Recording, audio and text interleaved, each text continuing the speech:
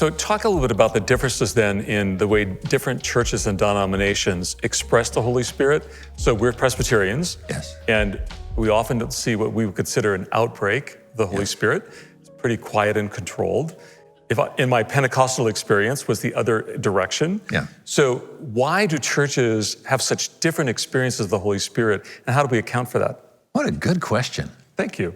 I never heard that question before, but it makes a lot of sense. You see, I think most denominations were born out of revival. They were born at particular times where God was doing a particular work. And what happens is that the second, third generation start writing down what happened in that original revival, and then they start doing that church only without the Holy Spirit. I call them zombie churches, right? They still move and walk and talk and have session meetings and make decisions and own property, but they're dead, right? You know, and they can just go on for a long time. When the Holy Spirit comes in and breathes life into that dead body, suddenly you see a unique expression of God's community that suddenly makes you understand that's why God made Presbyterians. They're awesome. That's why God made Lutherans. Oh my gosh, look at the Orthodox. Look at that. They came to Roman Catholics. Oh my gosh, a charismatic Roman Catholic. That makes sense. It brings life to these forms. But the temptation is, especially these forms, and Presbyterians, we're the worst, because our form of government is one of our labels. And be very careful what adjectives you use in your name, because they will dominate your destiny, right?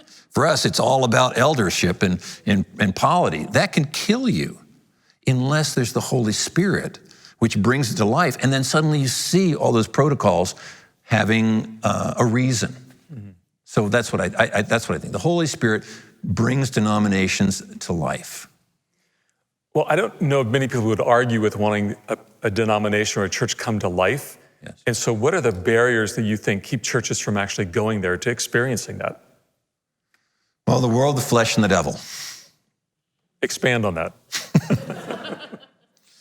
Well, the world we have all these worldly systems that are built on lies because of the prince of the power of the air has set things up in order to enshrine his kingdom, right? That's why there's so much corruption in the world, because of the prince of darkness is through people, a lot of them very well-meaning, have created all these systems which are hostile to God and hostile to the gospel. There's also our own hearts, which because of original sin, because of the sin of our original parents have been passed down to us, that resonate with these corrupt systems. And therefore, and then we have the devil who's sort of, trying to, market all this and make this work. But all three of those things are working against the gospel and the spread of God's truth, because the devil came to steal, kill, and destroy, but Jesus came to bring us life and life abundant. And so you have two kingdoms that are at war. And that happens in the church. It doesn't happen in the bars and the strip clubs. It doesn't happen in the worldwide corporations. I mean, if Satan has them in his back pocket, that's not where the warfare is. The warfare is right here, and it's right here.